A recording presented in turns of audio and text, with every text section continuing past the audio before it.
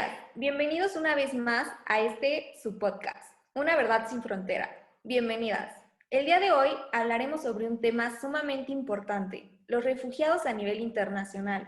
Se abordarán temas competentes de ACNUR, donde Fernanda Telles, quien forma parte del equipo ACNUR México, nos brindará una perspectiva mucho más acertada sobre las acciones que se llevan a cabo en dicho organismo.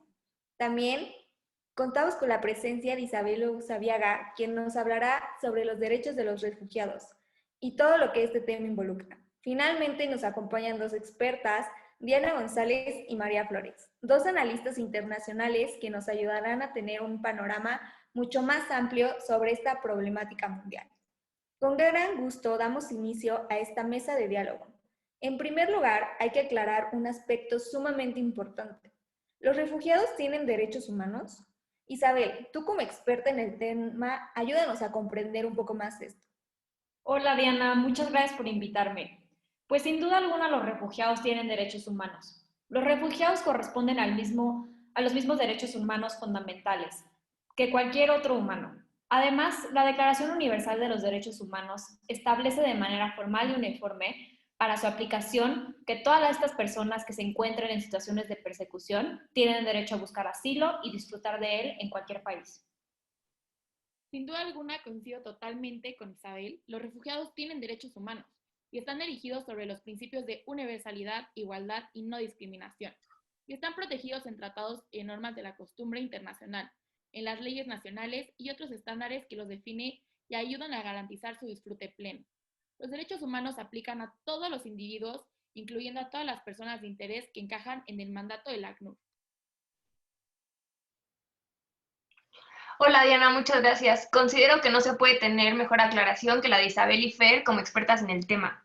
Sin embargo, debemos estar conscientes que este tipo de información no llega a la población en general. Desgraciadamente vivimos en un desconocimiento total en donde la mayoría ni siquiera sabe qué es un refugiado.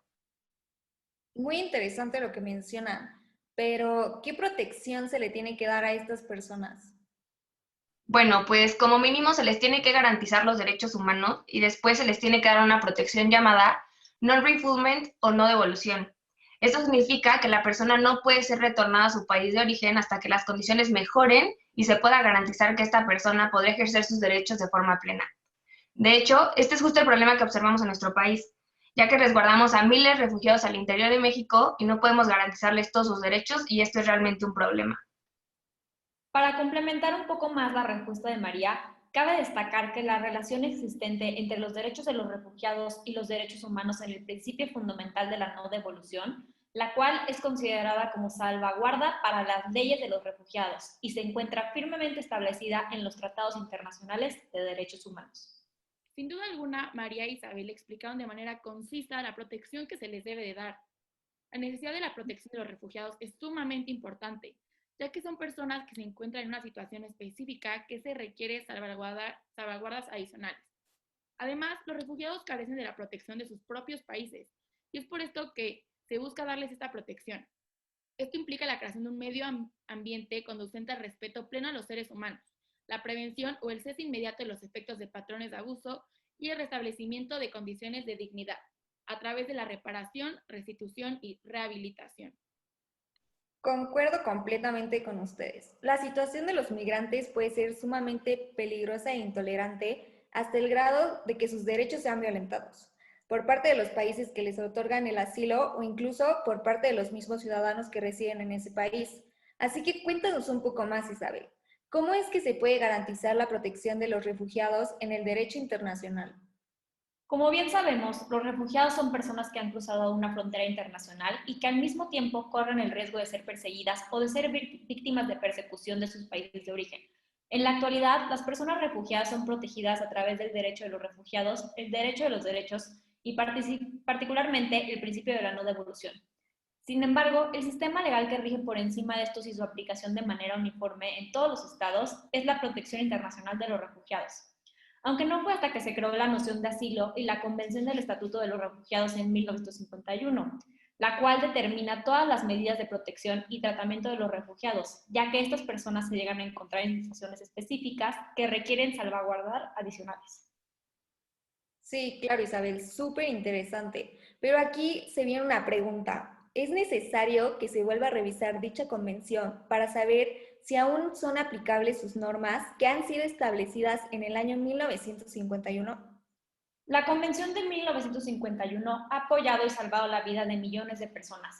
Es por eso que no se considera necesaria una nueva ratificación que modifique los protocolos de la misma convención, ya que dichos protocolos son reconocidos como uno de los principales instrumentos de valores humanitarios fundamentales en la actualidad. Personalmente considero que lo único que podría cambiar de la convención sería el buscar nuevas maneras eficaces en donde los estados puedan generar mayor cooperación internacional y responsabilidad compartida en el tema de los refugiados. Tal y como lo mencionó Isabel, la Convención de 1951 y su protocolo de 1967 han salvado sin duda alguna millones de vidas y por ello es tan importante este instrumento de derecho humano que ha demostrado estar capacitado para adaptarse a las diferentes circunstancias y velar por la protección de los refugiados en un entorno cambiante. Sin embargo, me gustaría destacar que existe un gran desafío en que los estados realmente garanticen cumplir con ella y ponerla en práctica. Claro, y aparte se puede dar la situación que un refugiado sale de un país de acogida y entra a otro. Entonces, en ese momento, ¿no son descritos mejor como migrantes si emprenden su viaje a partir del primer país donde se quedaron? Justo aquí es de donde parte un problema de terminología sobre la diferencia entre un migrante y un refugiado. Esto es muy común, pero bueno, un migrante es la persona que llega a un lugar diferente de su lugar de origen para establecerse de forma temporal o permanente, mientras que un refugiado es una persona que se encuentra fuera de su país de origen por temor a la persecución, al conflicto, la violencia generalizada u otras circunstancias que hayan perturbado gravemente el orden público, y a causa de esto es que se necesita una protección internacional. Gracias por aclarar la duda, María. Ahora bien, hablemos de un tema que ha sorprendido a todo el mundo. Los niños y niñas migrantes o refugiadas que abandonan su país sin ningún tipo de acompañamiento. ¿Qué pasa con los niños y niñas no acompañados? ¿Deben quedarse en los campamentos de refugiados o ser retornados a su lugar de origen? Realmente esta situación es delicada, ya que en la trayectoria son vulnerados por distintos motivos, como crimen organizado, condiciones medioambientales desfavorables o problemas no previstos. Algo primordial para los estados debe ser la protección de los derechos de cada niño y niña, ¿no? Fer, ¿tú qué opinas sobre el tema? Qué bueno que sacas ese tema a la luz. Como sabemos, la protección de los niños es una prioridad del ACNUR a nivel mundial, regional y nacional. El ACNUR ha reconocido durante mucho tiempo el derecho de los niños y de las niñas a solicitar asilo en derecho propio y su vulnerabilidad inherente en especial a aquellos niños y niñas no acompañados o que han sido separados de sus familias. Al igual de que el hecho que existen formas específicas de persecución a niños y niñas que pueden conducir a la solicitud de protección de refugio. Hoy en día se tiene que buscar que todos los niños no acompañados y separados sean evaluados consistentemente y de modo apropiado para recibir protección y que una vez identificados tengan acceso total para buscar y recibir protección internacional que considere su edad y experiencia de modo sensible. En resumen, es importante conocer el caso para poder saber qué hacer en esta situación.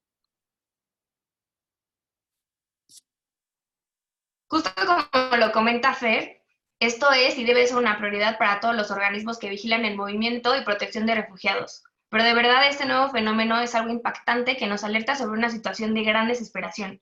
Hay que imaginar el grado de desesperación que deben tener los padres y familiares de estos pequeños para enviarlos solos. Sin duda alguna, las personas en condición de refugiados deben ser protegidas por los estados, salvaguardando sus derechos como lo estipula en la Convención de 1951.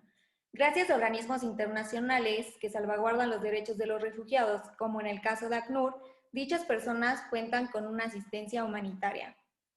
No cabe duda que el tema de los refugiados es sumamente complejo, pero sobre todo interesante. Creo que nuestras invitadas del podcast de hoy nos han brindado una perspectiva clara acerca de las personas en estatus de refugiados y lo que conlleva ser un refugiado. Agradezco a nuestras expertas de hoy, Fernanda Telles, Isabel Usabiaga, María Flores y Diana González, por acompañarnos hoy y brindarnos tan enriquecedora mesa de diálogo. Nos vemos en el siguiente episodio de su podcast favorita, La Verdad Sin Fronteras.